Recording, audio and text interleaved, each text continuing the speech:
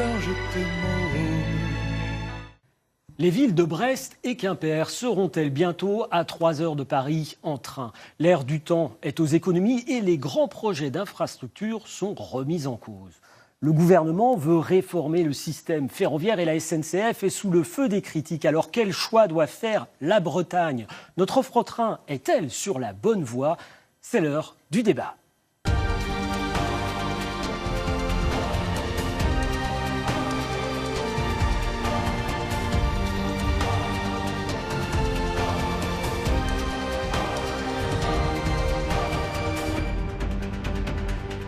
Et pour ce débat, nous accueillons Gérard Lahellec. Bonjour. Bonjour. Vous êtes vice-président chargé des transports et des mobilités en Bretagne et un ardent défenseur du train, très attaché au service public.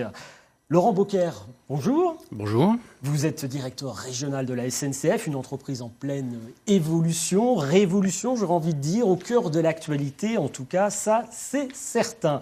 Jean Olivreau, bonjour. Bonjour. Vous êtes géographe, enseignant à l'université de Rennes 2 et à Sciences Po Rennes. Votre point de vue sur les choix réalisés dans notre région en matière de transport ferroviaire et leurs conséquences sur l'aménagement du territoire nous sera précieux. Nous accueillerons également Philippe Rajalu, président de l'ACRET. C'est l'association citoyenne Châteaubriand-Rennes en train, une association d'usagers qui se bat pour le maintien et l'entretien de la liaison ferroviaire entre Châteaubriand et Rennes. Sur ce plateau également, Loïc Schwartz. Bonjour Loïc. Bonjour. Loïc est un fervent client des trains à grande vitesse. Son coup de crayon dynamique alimentera notre débat et ça démarre tout de suite avec un premier dessin. On regarde ce que vous nous proposez. Ah oui, Édouard Philippe est-il en train de casser son jouet? Il est vrai qu'Édouard Philippe a eu la main lourde dans ses déclarations, décrivant une situation alarmante. Il a affirmé, je cite, que les Français payent de plus en plus cher pour un service public qui marche de moins en moins bien. Alors vous, qu'en pensez-vous? L'arrivée de la LGV, la ligne à grande vitesse, a bouleversé l'offre train dans notre région. Y trouvez-vous votre compte? On écoute quelques réactions recueillies lors de nos reportages.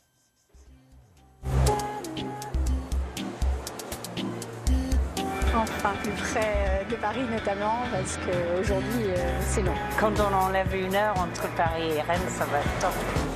On va juste inviter la SNCF, plutôt que de faire des gros investissements qui nuisent aux grenouilles et aux crapauds un peu partout, de faire plutôt de la maintenance régulière.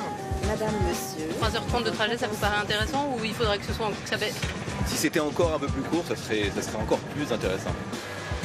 On avait 2 trains, 7h15, 7h45, et il ne reste plus que les 7h23. Est-ce que les gens qui nous ont pondu ça, ils ont conscience qu'on passe 2h30 par jour dans les transports? Je pense que quand on vous rajoute 15 minutes le matin et 15 minutes le soir, on passe à 3 heures. Là, je pense que la coupe, elle est pleine. À terme, je ne sais pas si je continuerai à prendre le train parce que, effectivement, moi j'ai quand même un emploi et je veux garder mon emploi, forcément, et avec des horaires. Et si j'arrive à 9h le matin et que je repars à 5h le soir, ça ne le fait pas. Je fais Quimperlé-Vannes tous les jours. Je suis obligée de m'arrêter à Lorient, donc au lieu de le faire en 3/4 d'heure comme c'était précédemment, je mets 1 heure avec la coupure à Lorient. Il n'y a plus de Quimper-Rennes entre 6h et midi en TER.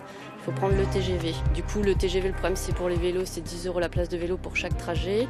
Après, il n'y a pas les tarifs de la région pour tout ce qui est étudiants scolaires. Et le TGV est plus cher.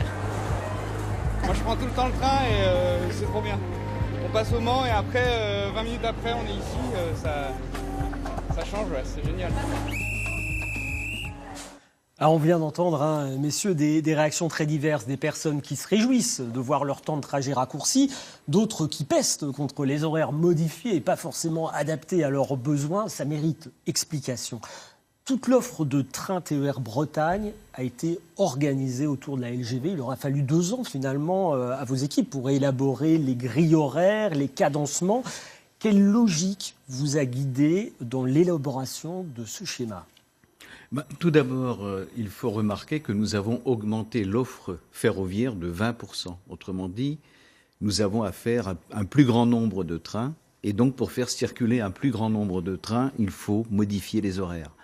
Je rappelle quand même que l'offre ferroviaire a été augmentée de 20%.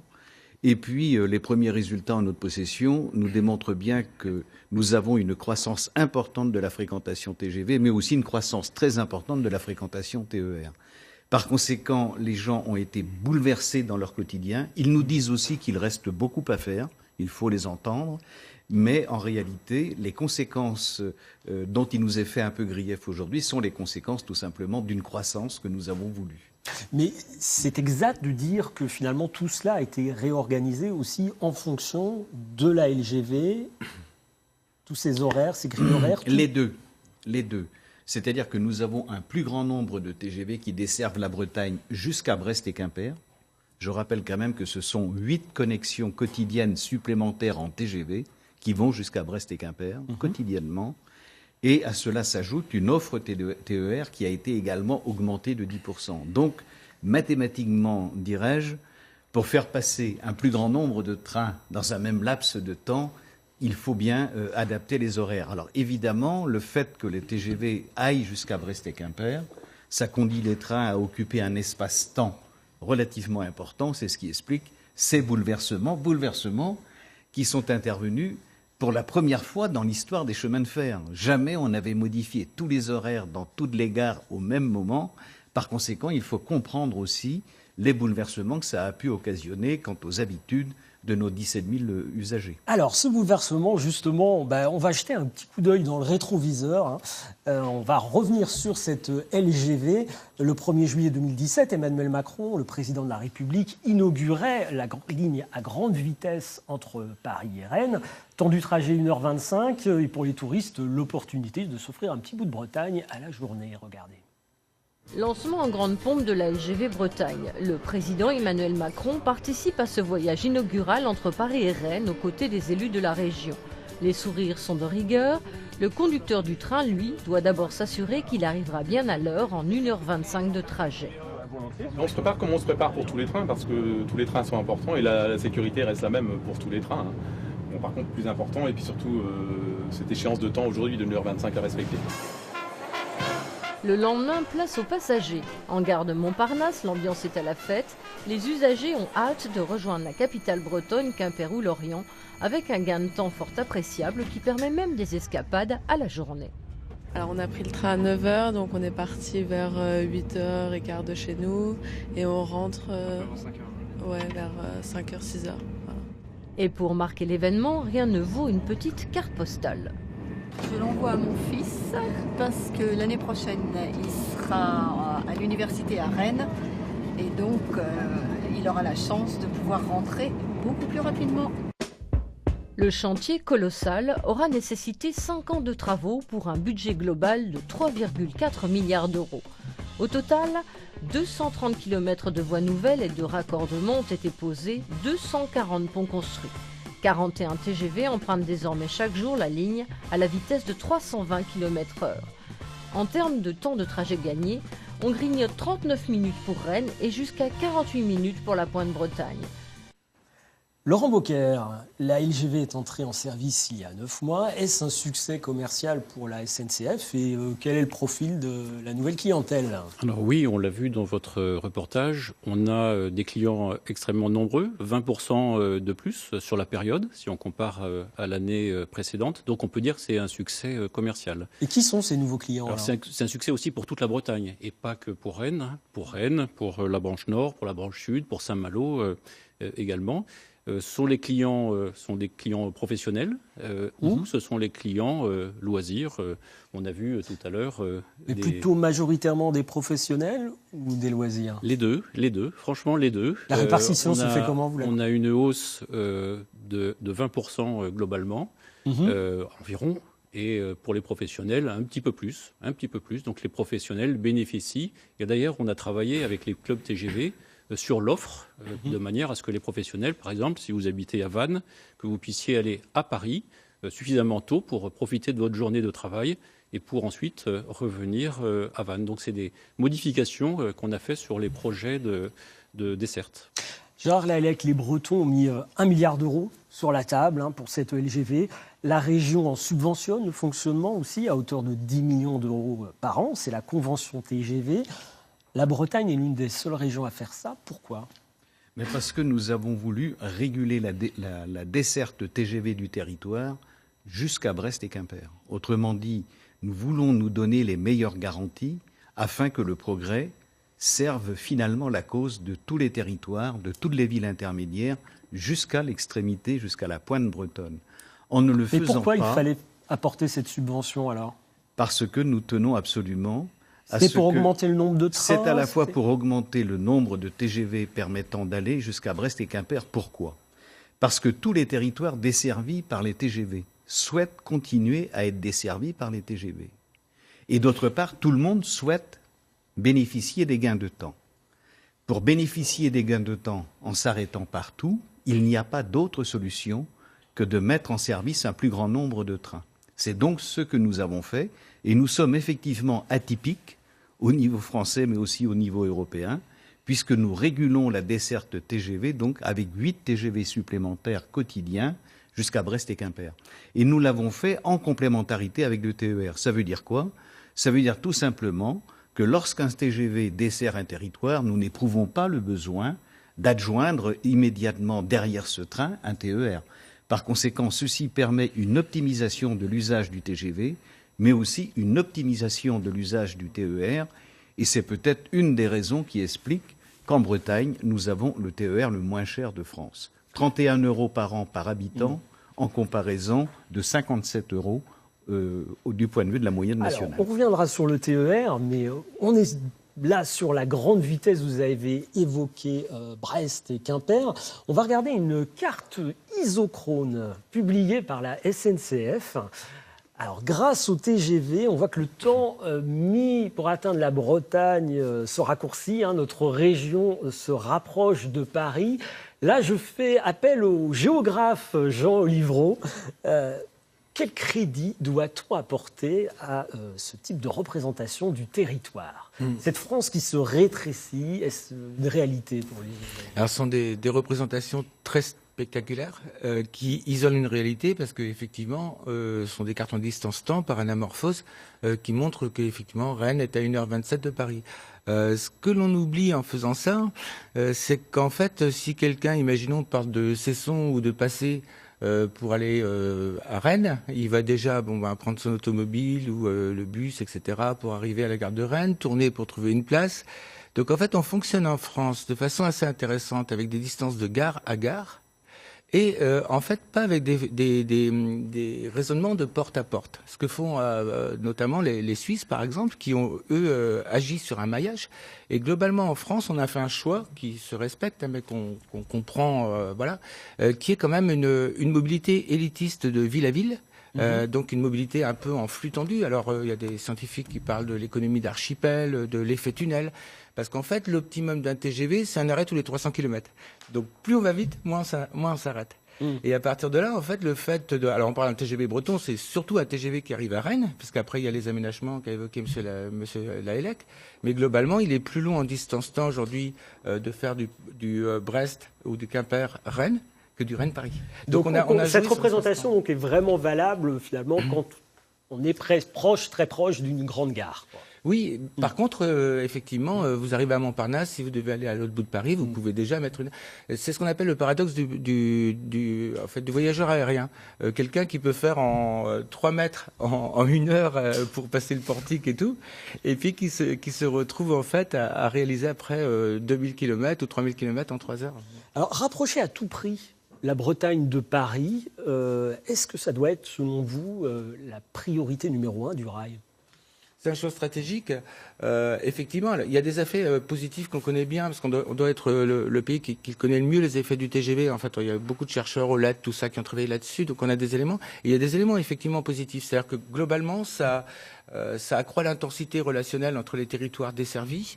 Et finalement, par exemple, pour les cadres d'affaires, c'est vrai que là, il y a plus de business entre les espaces desservis. Ça, on le sait. C'est ce qu'on appelle, il y a des effets intrinsèques, des hausses de la mobilité. Si le prix est égal, des effets directs, enfin on a toute une chaîne jusqu'à des effets structurants qui existent. Après c'est très complexe, par exemple les effets sur l'hôtellerie ne sont pas les mêmes que la restauration, enfin on a des choses de détail très très fines qu'on connaît assez bien. Après effectivement tout dépend du projet de territoire, c'est-à-dire qu'on a d'autres territoires qui font au contraire le choix d'une maille beaucoup plus petite, en considérant, et c'est vrai, que 83% de la vie des gens, c'est un rayon de 20 minutes, que 90% de la mobilité des gens, c'est l'automobile, et qu'il vaut mieux agencer finalement les mobilités dans les territoires locaux plutôt que pour jouer sur les liaisons lointaines. Donc après, c'est un véritable choix politique. Et simultanément, Jean-Yves Le Drian, quand il était élu à la tête de la région, avait fait du TGV une priorité. Alors après, on regarde que le TGV Méditerranée, les Méditerranéens n'ont pas déboursé un centime pour avoir le TGV Méditerranée. Les collectivités bretonnes ont choisi de mettre quasiment 1 milliard en les regroupant. C'est un choix. Alors, oui, justement, sur ces choix, à la mi-février, Jean-Cyril Spinetta, l'ancien PDG d'Air France KLM, a remis au gouvernement un rapport sur l'avenir du transport ferroviaire. Il y critique notamment la pertinence économique des TGV. Vous pouvez le lire à l'écran. Dès que les distances augmentent, le train à grande vitesse est doublement pénalisé. Il perd le marché rentable des hommes d'affaires. Il a des coûts de production supérieurs aux avions low cost. Grosso modo, le rapport Spinetta, ce qu'il dit, c'est que à 2 heures, une grande métropole à 2 heures du Paris, pas de problème, le TGV est rentable, la clientèle professionnelle fait l'aller-retour dans la journée. À 3 heures de trajet, c'est déjà beaucoup moins vrai. Laurent Bocquer, un TGV Paris-Brest ou Paris-Quimper, il ne peut pas être rentable sans subvention de la région. Il peut être rentable. Ce que dit Jean-Cyril Spinetta, en fait, il fait beaucoup de constats et il fait beaucoup de propositions. Et ce qui est important, c'est que le gouvernement a pris une partie de ces propositions et les a fait siennes, et d'autres propositions n'ont pas été retenues. Donc je pense que c'est quand même quelque chose qu'il faut redire. Oui, mais concrètement, je reviens à ma question. Aujourd'hui, un Paris-Brest ne peut pas être rentable s'il n'est pas subventionné, au moins en partie. Je ne peux pas répondre à cette question. Finalement, vous avez le train est le plus efficace là où il roule vite. Ça, c'est sur la partie Paris-Rennes. Après, on sait que tous les clients ne vont pas prendre le train à Rennes. Donc, ça se passe comme ça sur tout le territoire français. C'est un choix politique, le choix qui a été fait d'aller desservir également l'ensemble des territoires. Et effectivement, nous avons une péréquation en Bretagne qui est une péréquation qui est très atypique, mais qui nous permet de faire plus de trains aux extrémités des lignes. Évidemment, les bassins de population comme Brest, mais surtout Quimper, est-ce qu'ils ne sont pas trop faibles pour pouvoir remplir les TGV ? Mais Brest et Quimper ont vu le nombre de clients monter de manière très significative. On est proche des 20% également pour ces deux villes-là. Donc ça montre bien qu'il y a un vrai besoin de transport et que le TGV peut répondre. Et donc, notre intérêt, nous, c'est de remplir les trains. C'est pas d'avoir des trains vides. Et donc, plus on remplit les trains et plus, nous, de notre côté, on est satisfait de notre offre. Des investissements massifs sont réalisés pour relier entre elles les grandes métropoles à grande vitesse. Est-ce qu'on n'est pas en train de fabriquer un réseau élitiste dévolu finalement au transport des cadres ? Moi, je ne le pense pas. D'ailleurs, je fais remarquer au passage que M. Spinetta n'est pas venu puiser son inspiration dans le modèle breton. Curieusement, d'ailleurs, son rapport n'en parle pas. Il aurait dû, pourquoi ? Je pense que dès l'instant qu'il y a quelques exemples atypiques et à contre-courant qui existent, il faut se poser la question de comment ça se fait que ça marche. Autrement dit, ce que je veux dire tout simplement, et je le dis sous le contrôle de M. Bocquer, la SNCF ne perd pas d'argent en Bretagne. Elle en gagne même un petit peu. Elle en gagne même un peu sur le TGV. Je constate que la croissance de la fréquentation TGV n'est pas spécifique à Rennes, mais elle va jusqu'au bout de la Bretagne. Et je constate que derrière, avec la politique de desserte que nous avons mis en place, je constate une croissance aussi du trafic TER de plus de 9%. Ce qui veut dire quoi ? Ce qui veut dire que l'ambition publique, ce n'est pas quelque chose de ringard, c'est quelque chose d'utile si on veut bien aménager ces territoires, et ceci est tout à fait compatible avec une bonne gestion des finances publiques. Donc, Monsieur Spinetta aurait dû puiser une partie de son inspiration en Bretagne, ce qui aurait permis peut-être un vrai débat sur la prétendue, ou la dite en tout cas, réforme du système ferroviaire. Ça n'a pas été le cas. Jean Livreau, sur cet aspect du réseau TGV dévolu au cadre, qu'est-ce que vous en pensez, vous ? Oui, c'est une évidence, oui, évidemment. C'est une mobilité élitiste de ville à ville. C'est un projet qui a été conçu tel quel, avec en gros une optimisation, un arrêt tous les 300 km, et qui correspondait à la géographie de la France, avec effectivement des métropoles qui sont sur ces distances. Donc c'est un choix stratégique qui a été fait avec des pays latins qui sont plus sensibles souvent à la vitesse que des pays d'ailleurs protestants. Hein. Toujours France, pays des records ferroviaires, des Concordes, etc. On a un petit peu, et c'est Macron qui le disait, oublié la vie des gens. Par contre, où je suis d'accord avec M. Lahellec, c'est que la régionalisation ferroviaire, en 2002, tout le monde criait au loup, sauf que ça a permis d'atténuer aussi ces relations uniques de pôle à pôle. Globalement, effectivement, il y a eu tout un travail fait dans la région pour permettre la compatibilité et plutôt l'interconnexion entre les liaisons lointaines et le maillage territorial. Ce dernier, par contre, est beaucoup plus fort autour de l'étoile rennaise que sur d'autres lignes. C'est-à-dire qu'il y a quand même un effet de métropolisation qui s'exerce. En gros, plus vous allez vite de pôle à pôle, plus on a tendance à concentrer les gens sur en fait le début et la fin du réseau. Et à partir de là, au milieu, ça se vide un peu. Sur l'accessibilité du train à tous, je peux quand même signaler l'existence de 2 allers-retours par jour entre Rennes et Paris de Ouigo. Alors Ouigo, vous payez 5 € pour un enfant, 10 € pour un adulte, à partir de... on ne peut pas dire que ce soit le TGV des cadres. C'est le TGV avec des de horaires tous. quand même particuliers pour Ouigo. Oui, parce que Ouigo, c'est une offre... finalement, c'est vous qui vous adaptez à cette offre-là, alors que sur TGV, vous avez une fréquence très importante, et donc c'est le TGV qui s'est adapté à vous. Et donc, mais pour produire de manière pas chère pour Ouigo, et pour pouvoir offrir ces prix-là, il faut effectivement un certain nombre de contraintes et donc des horaires. Mais vous avez 2 allers-retours par jour qui permettent au plus grand nombre de voyager. Ce sont souvent des clients qui n'auraient pas voyagé. On sait que la SNCF travaille sur des tarifs aller-retour comme dans l'aviation. Est-ce que ce n'est pas aussi une part de constat que la clientèle loisir, elle est en train de s'échapper au regard des prix qui sont pratiqués? La clientèle loisir... Et que finalement, sur ces grandes lignes à grande vitesse, on est plus vers une clientèle cadre, business. Non, ce n'est pas le cas quand on regarde les chiffres. Alors, c'est absolument pas le cas de Ouigo, puisque finalement, c'est une nouvelle clientèle qui n'aurait pas voyagé. Et quand vous regardez la croissance des clients dits occasionnels, des clients loisirs, vous venez passer un week-end, vous venez passer une journée, on l'a vu tout à l'heure dans votre film, vous venez passer une journée en Bretagne, on a également une très forte croissance de ces clients-là. Alors la LGV n'est qu'une première étape, hein, Gérard Lahellec. Votre objectif, c'est de mettre Brest et Quimper à 3 heures de Paris. On n'y est pas encore tout à fait. Ça implique de nouveaux travaux. Il y a des estimations qui circulent. L'estimation basse, c'est plutôt les 3 milliards d'euros. Après, ça peut grimper selon les scénarios. Ça semble au final quand même encore plus cher que la LGV. Le député socialiste Philippe Duron, qui lui aussi a produit un rapport, est très critique vis-à-vis de ce projet, qu'il juge non prioritaire. On voit ces déclarations-là. Il propose de renvoyer après à 2038 la perspective de réalisation de ces lignes nouvelles.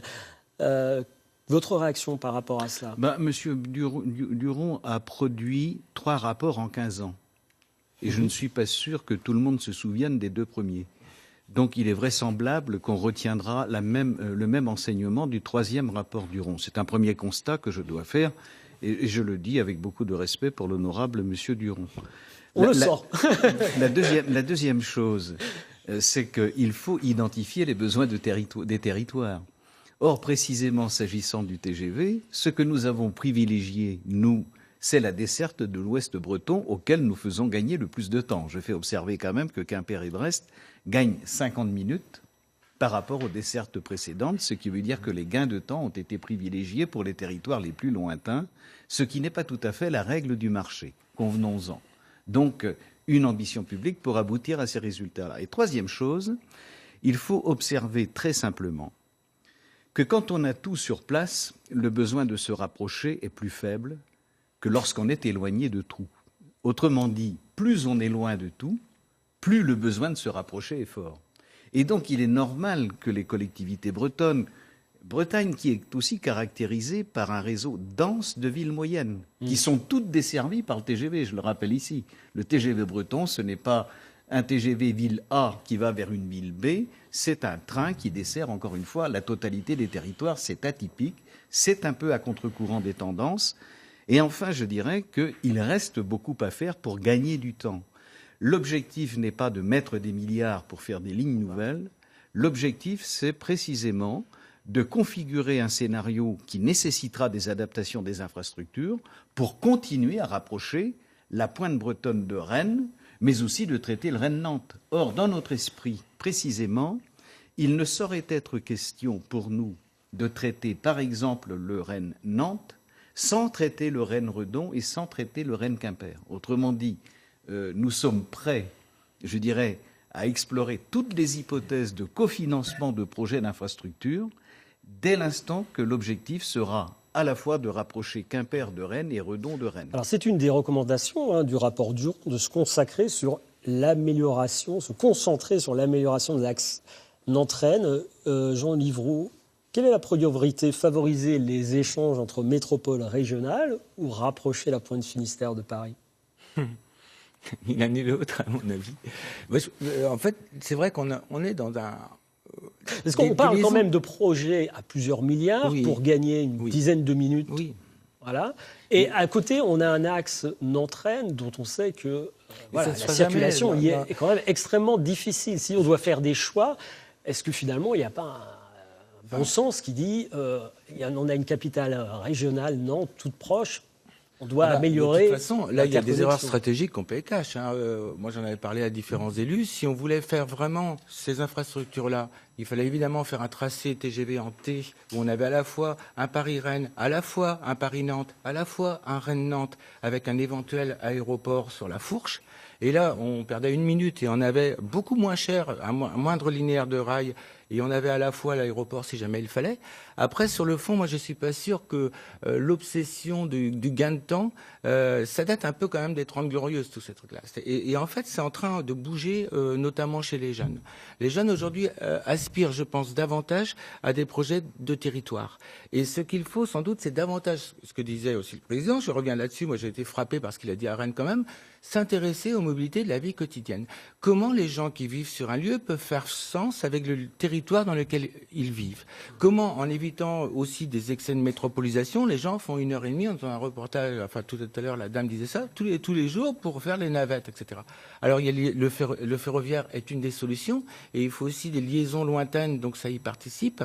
Par contre, je pense que la nouvelle modernité va être davantage l'animation des mobilités de proximité, quelque part. Il faudra effectivement aller au loin, mais il va falloir aussi, finalement, dans des flux complexes, animer cette mobilité de la vie des gens. Alors, la mobilité du quotidien, on va y venir. Nous avons déjà parlé du rapport Spinetta concernant les lignes à grande vitesse. Mais ce rapport jette aussi un pavé dans la mare, incitant à l'abandon des petites lignes jugées coûteuses, peu rentables, voire même inutiles. Alors, avant d'évoquer ce sujet, je vous propose de regarder ce reportage sur une petite ligne, justement, celle qui relie Dole de Bretagne à Dinan. La région a décidé d'investir 26 millions d'euros d'ici 2020 pour la rénover. C'est une ligne à une seule voie qui date de 1926. Elle n'est pas électrifiée, seuls peuvent y rouler de petits trains au diesel. Il n'y a que 7 allers-retours par jour sur une trentaine de kilomètres, mais les rares passagers ne peuvent souvent pas faire autrement. Pour les petits villages comme nous, c'est pratique parce que ça relie Rennes, donc ça relie Paris, ça relie Saint-Malo. Il faut faire des changements. Il faut faire des changements à Dole, oui, mais bon, tout est bien combiné. Donc c'est important, oui. Il y a des gens qui vont travailler tous les jours avec ces petites lignes-là. C'est le seul moyen de transport que j'ai puisque je n'ai pas mon permis de conduire. Et c'est vrai que c'est plus facile pour moi de prendre ce train-là le matin pour venir travailler parce que les heures sont tout à fait adaptées. Ça m'évite déjà d'être interne. D'être interne? Ouais, pour rentrer chez moi le soir. Puis même, il suffit que je veux aller sur Dole, je vais prendre le train, vu que j'ai pas le permis, je suis pas encore majeur. Là, je prends le train et puis je suis directement à Dole. Sur la ligne, les voies sont abîmées, la vitesse limitée à 60 km/h au lieu de 100 par sécurité. Et la fréquentation est rare, seuls 34 000 passagers par an. Pourtant, l'État et la région ont prévu d'investir 26 millions d'euros sur la ligne à horizon 2020. Il y a 34 000 passagers tous les ans, qu'on divise par 365. Oui. Ça fait 93 passagers par jour. Ah oui, quand même. Vous pensez que c'est... C'est vous, vu combien ça coûte, je ne sais pas si c'est rentable ou pas. Moins de 7 passagers par train en moyenne. Mais selon ce responsable associatif, il pourrait en accueillir beaucoup plus. Si cette ligne était correctement rénovée, les trains rouleraient à 100 ou 120 km/h.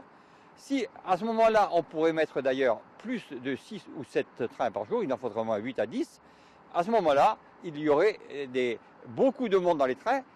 Pour le Conseil régional, l'investissement dans ce tronçon est justifié. Il faut maintenir le service public à tout prix.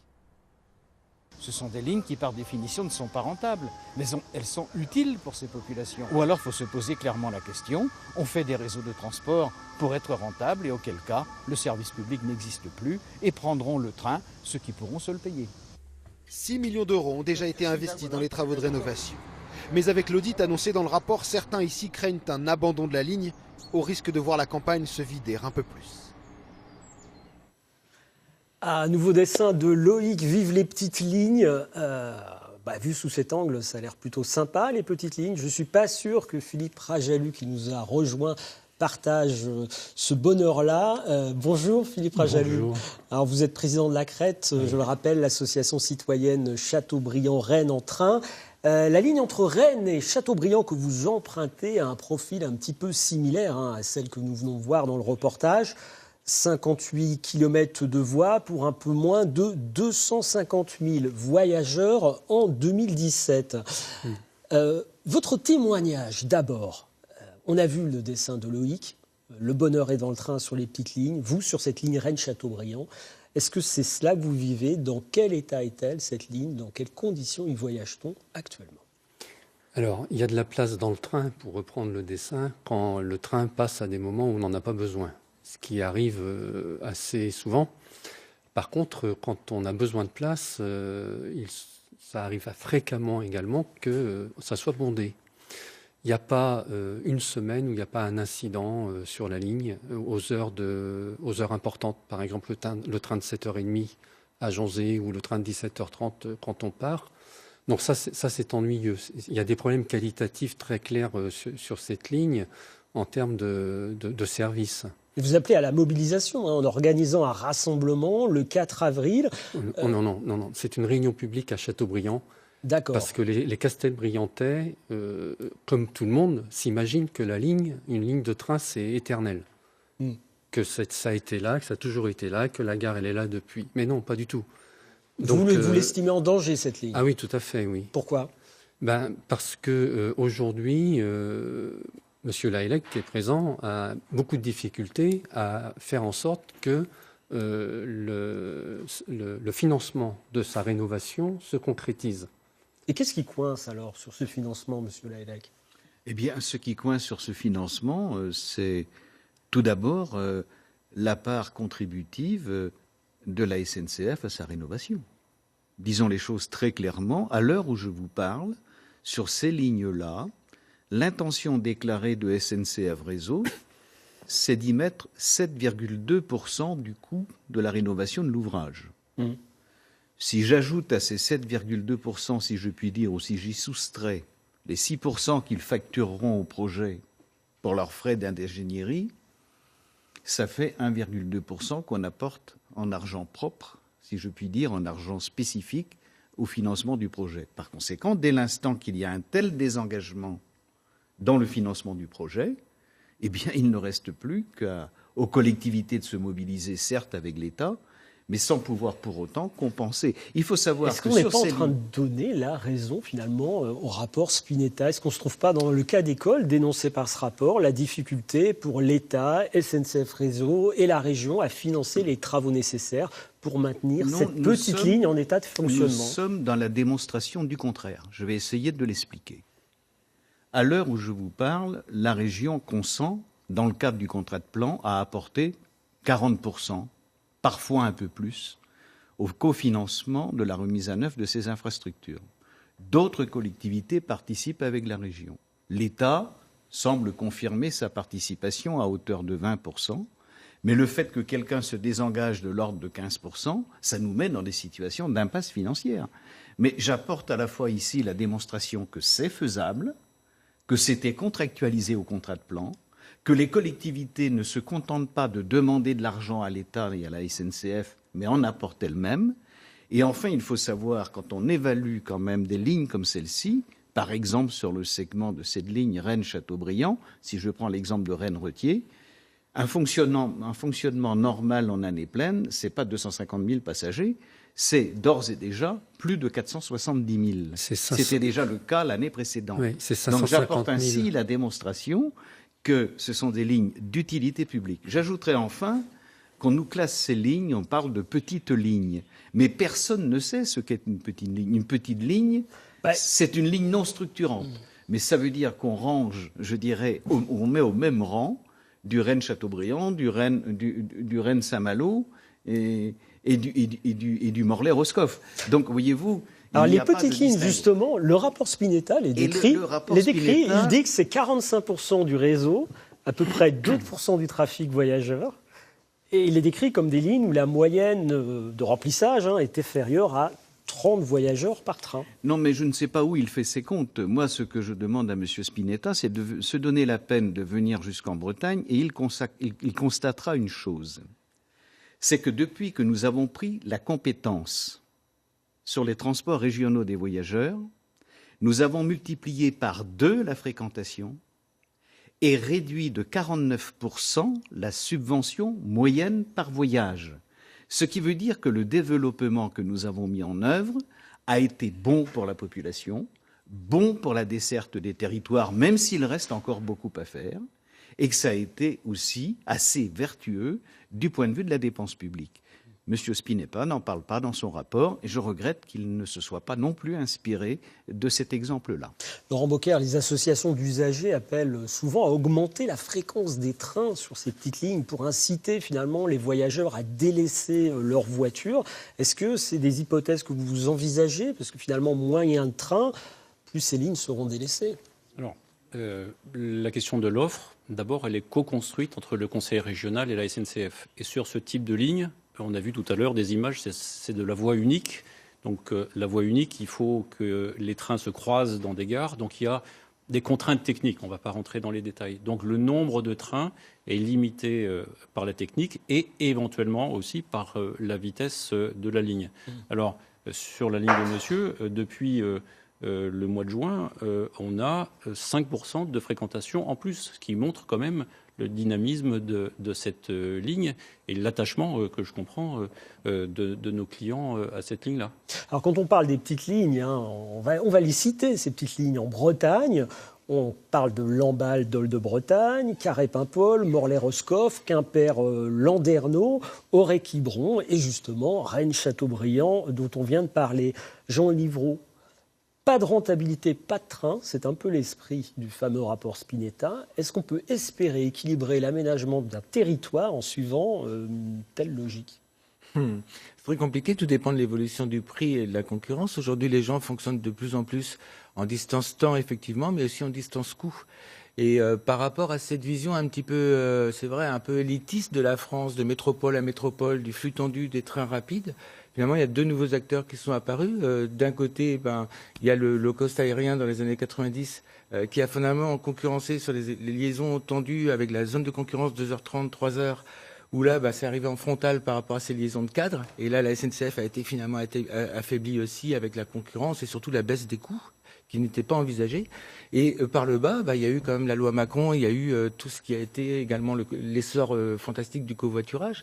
Et dans ce cadre-là, finalement, elle se retrouve aussi concurrencée sur des parcours. Il y a certains jeunes, ils regardent même plus les horaires de la SNCF. Très franchement, moi, j'en parle avec eux. Ils vont directement sur les plateformes de façon à trouver à moins cher et parfois plus souple. Et parfois, en plus, justement, de domicile à domicile. Donc, alors, quand on fait un trajet quotidien aussi, c'est quand même plus contraignant. On ne va pas aller tous les jours sur une plateforme d'autopartage pour se trouver. Alors, tout à fait. Exactement. C'est-à-dire qu'il y a une pertinence aussi des liaisons ferroviaires que l'on voit dans le périurbain. C'est-à-dire qu'il y a une progression de 16% par an, vous l'avez bien évoqué, ce qui est énorme en fait, notamment autour de l'étoile rennaise, parce qu'effectivement, des gens qui partent le matin et ont quelque chose de cadencé pour la travailler dans le centre-ville, là ça fonctionne. Le modèle en fait progresse là-dessus. Après, on aurait très bien pu imaginer aussi une boucle autour des villes bretonnes, plutôt que de faire un TGV, faire une sorte de scénario un peu, voilà. Et on avait en fait comme avec après des dessertes pour passer vers Pontivy, Carhaix en car ou avec la CFTA et continuer à isoler le territoire. C'était un autre choix territorial. Là, on a choisi quand même d'avoir ce lien très très tendu et avec la capitale qui a aussi des apports. Est-ce qu'on peut imaginer des alternatives, par exemple vous en tant qu'usager, Philippe Rajalu, sur cette ligne Rennes-Châteaubriand dont on comprend que le financement n'est pas bouclé et donc elle est toujours menacée. Est-ce qu'une alternative comme le bus peut être envisageable? C'est-à-dire, je ne sais pas, multiplier les navettes en bus, ou est-ce que le train a quelque chose d'irremplaçable? Ça existe déjà, puisque depuis que la ligne... Oui, mais ça existe comme une solution provisoire. Oui, mais elle est utilisée. Et puis, il y a des solutions provisoires qui peuvent durer. Par exemple, la gare de Châteaubriand qui devait rouvrir au mois d'août pour la liaison ferroviaire entre Châteaubriand et Rothier ne rouvrira pas, parce que les bus sont là. Donc, c'est un élément d'inquiétude. Il y a eu 3 études. Alors, l'inquiétude, pourquoi? Parce que qu'est-ce qui rend indispensable le train, finalement, par rapport à... Parce que le train est structurant. C'est ce que vous disiez tout à l'heure. Des lignes comme celle-ci, ça permet de pouvoir consolider l'aménagement du territoire. Et ça permet, par exemple, au Castelbriantais, de pouvoir rejoindre Rennes pour partir utiliser la LGV en moins d'1 heure, si la modernisation est faite.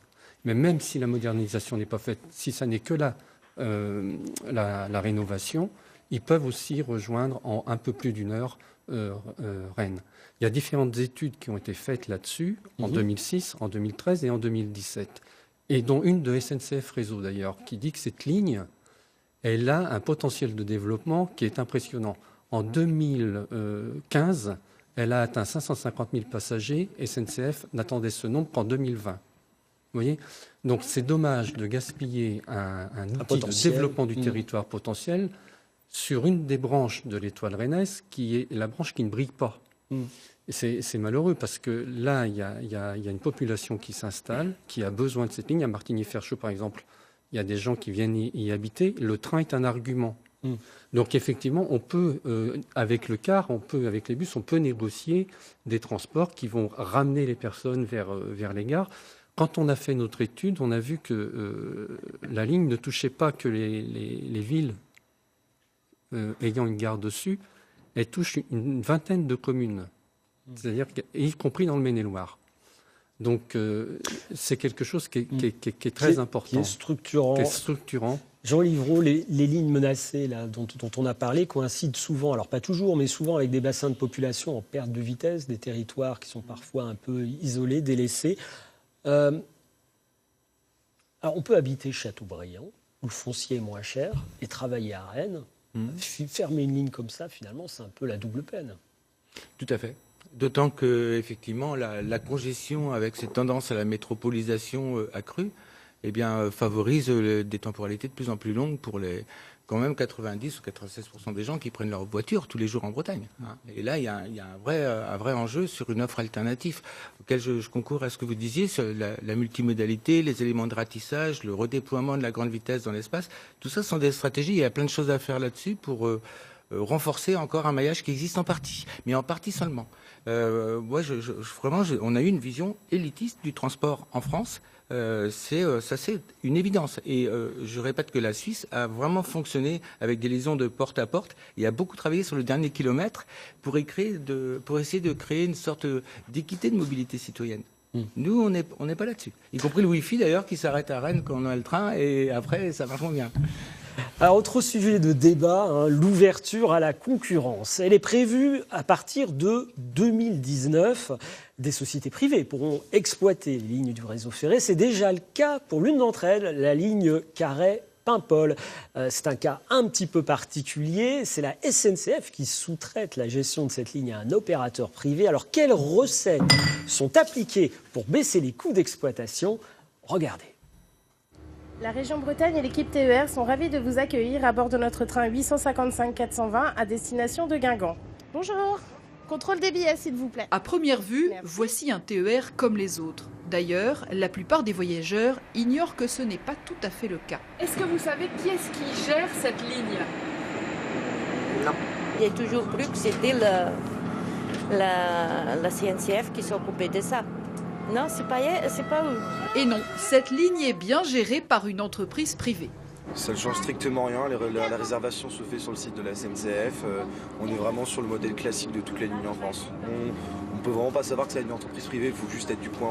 Et oui, car cette spécificité est historique. Elle remonte à la fin du 19e siècle. Cette ligne est la seule survivante du réseau construit en Centre-Bretagne à l'époque. Et à la création de la SNCF en 1938, ce réseau est resté indépendant et exploité par la CFTA, la Société Générale de Chemins de Fer et de Transports Automobiles. On est sous-traitant pour le compte de la SNCF sur l'exploitation de la ligne et on fait tous les métiers de la SNCF, le conducteur de train, l'agent de bord, la vente des titres de transport, la maintenance de voies ferrées et également la maintenance des passages à niveau. Une multitude de métiers et finalement assez peu de salariés. Voilà la recette de la survie de cette ligne secondaire qui a souvent été menacée de fermeture. Chez nous, on est polyvalent. Donc on est au guichet, en gare à Paimpol. On fait agent de circulation et agent d'accompagnement, chef de train.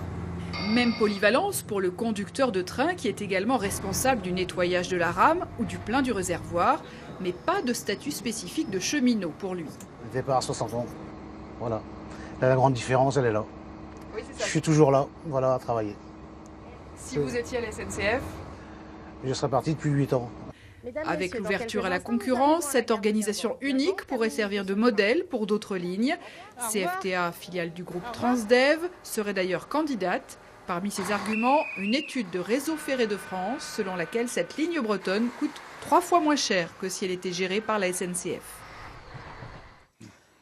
Alors, est-ce qu'on va avoir une multitude d'offres, comme on le voit sur ce dessin on est encore dans la prospective. On vient de l'entendre à l'instant. Cette ligne Carhaix-Paimpol coûte 3 fois moins cher que si elle était gérée par la SNCF.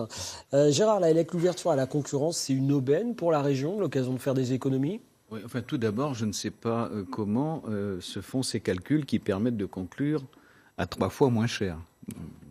C'est un exemple original. Il faut être prudent, d'après vous. Soyons prudents. Je fais observer d'ailleurs au passage que pour les opérations de grande maintenance ou pour un récent investissement qui a été fait entre Guingamp et Paimpol, pour un investissement quand même de l'ordre de 28 millions d'euros, sans le concours des autorités publiques, cet investissement ne se serait jamais fait. Donc soyons très prudents. C'est un modèle intéressant, c'est un modèle original. Il y a ici, je crois, une part d'histoire. Et donc, et puis en même temps, ça conforte l'emploi en Centre-Bretagne, ce qui n'est pas neutre. Donc ça, c'est un premier aspect. Deuxième aspect, l'ouverture à la concurrence, il faut s'entendre. C'est quoi l'ouverture à la concurrence ? C'est permettre à différents opérateurs de se positionner sur des réseaux ou des segments de réseaux, en fonction des règles du marché. Et dans l'ouverture à la concurrence, je veux prendre l'exemple breton. Si nous disons ouverture à la concurrence du monde ferroviaire pour desservir la Bretagne, à partir de Paris, quel est le segment rentable ?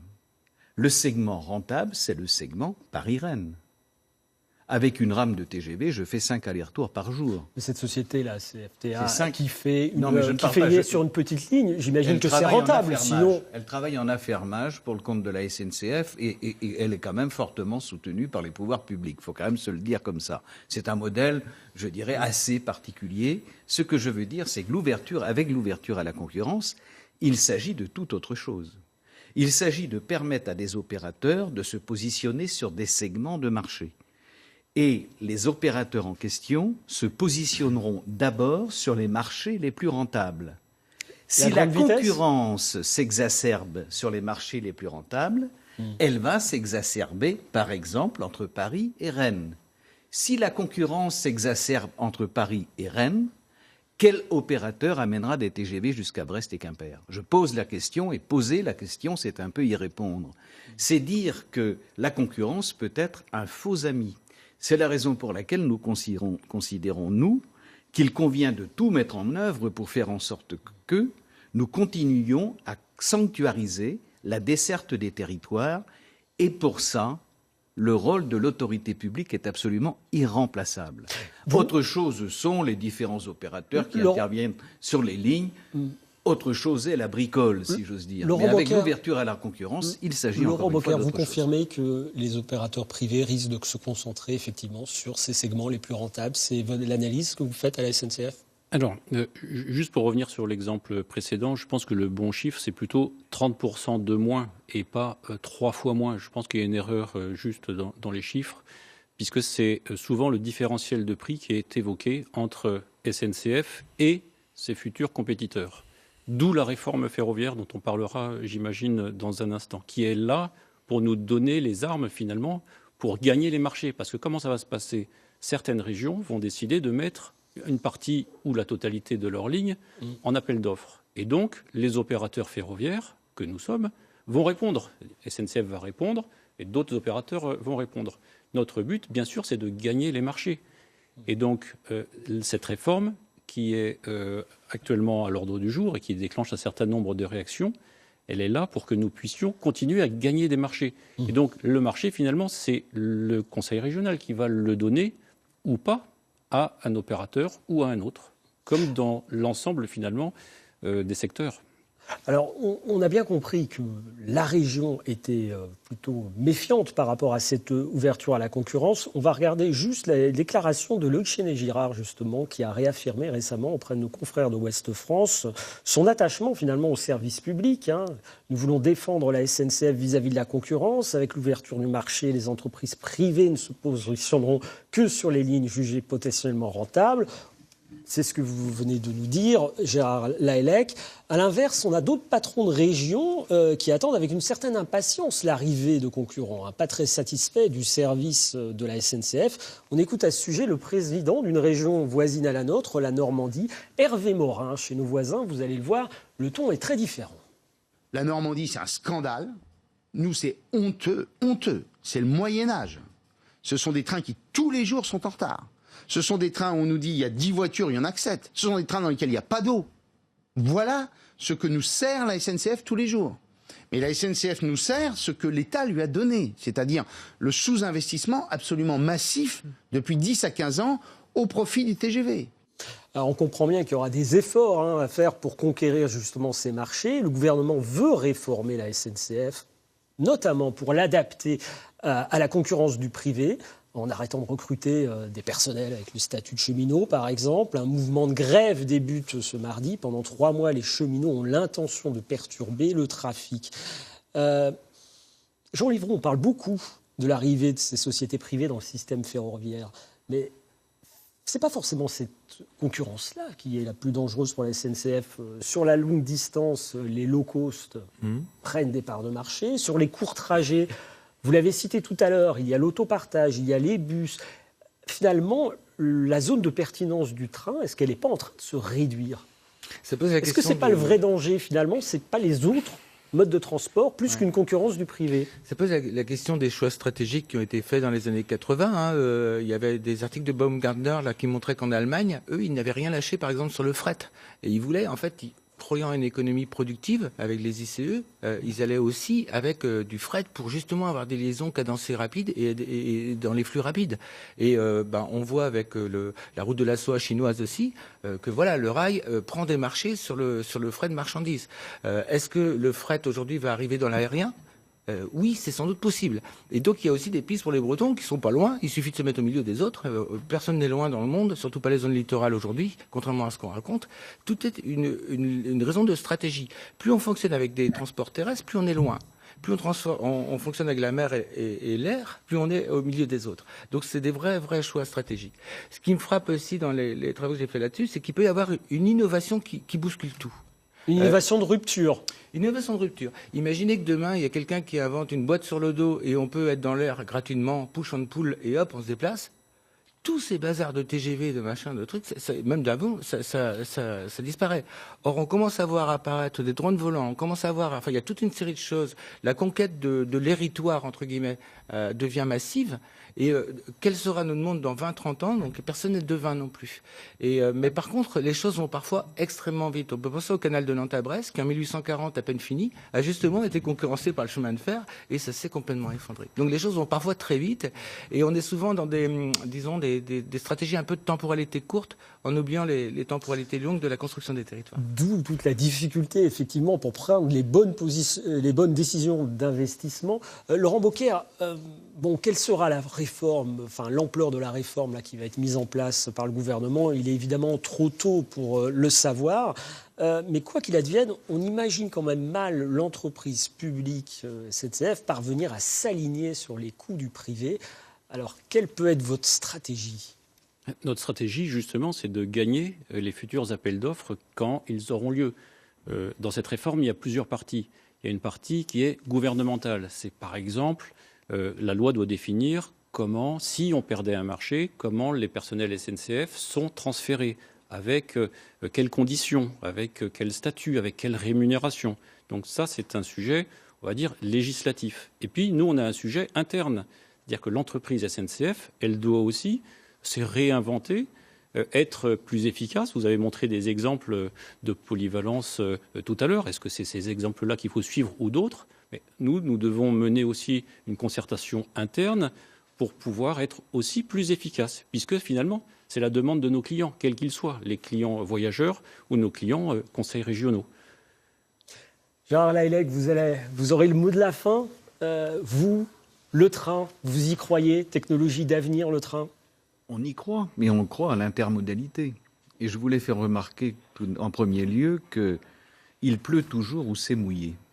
Ceci veut dire que finalement, il y a des territoires qui disposent de tous les modes, et il faut avoir conscience que les territoires qui n'en disposent d'aucun sont à peu près toujours les mêmes, c'est-à-dire les plus éloignés, les plus déshérités, ceux qui ont le plus besoin d'ambition publique. Et demain, avec ces objectifs de mise en concurrence, nous ne risquons pas d'avoir beaucoup de concurrence à s'exacerber sur ces marchés peu rentables. Donc ça renchérira encore, je crois, le coût pour les usagers les plus lointains, c'est-à-dire pour ceux qui ont le plus besoin de ces services. Donc tout ceci ne peut trouver sa place que moyennant finalement une grande ambition publique, y compris pour les drones de demain. J'observe par exemple qu'en matière de couverture téléphonique, nos réseaux ne sont pas performants. Ce sont encore ces territoires les plus éloignés qui n'en ont pas. Au fond, on peut imaginer demain qu'on aura peut-être moins besoin de se déplacer pour peu que ces investissements se réalisent aussi. Autrement dit, sans vision dogmatique, je dis tranquillement que le miracle attendu de l'ouverture à la concurrence peut créer beaucoup de désillusions. Merci, nous arrivons au terme de ce débat. On va regarder quand même un dernier dessin de Loïc. Alors, à quoi ça ressemble ? Non à la concurrence, oui à un grand service public européen. Eh bien, c'est bien vu, Loïc. Pourquoi ne pas renverser la perspective ? Ce serait un joli thème de débat, ma foi. Merci à tous d'avoir participé à cette émission. Alors, dimanche prochain, à 11h, il n'y aura pas de politique sur notre antenne, ce sera du vélo. On se parlera donc d'un transport écologique qui rimera avec performance, puisque nous retransmettrons la 116e édition du Paris-Roubaix. Si vous souhaitez revoir ce débat, je vous invite à vous rendre sur notre site internet France 3 Bretagne. N'hésitez pas, évidemment, à nous faire part de vos réactions via Facebook, Twitter. Tous vos commentaires sont les bienvenus. À suivre dans quelques instants votre journal régional. Merci à tous et bon dimanche sur France 3.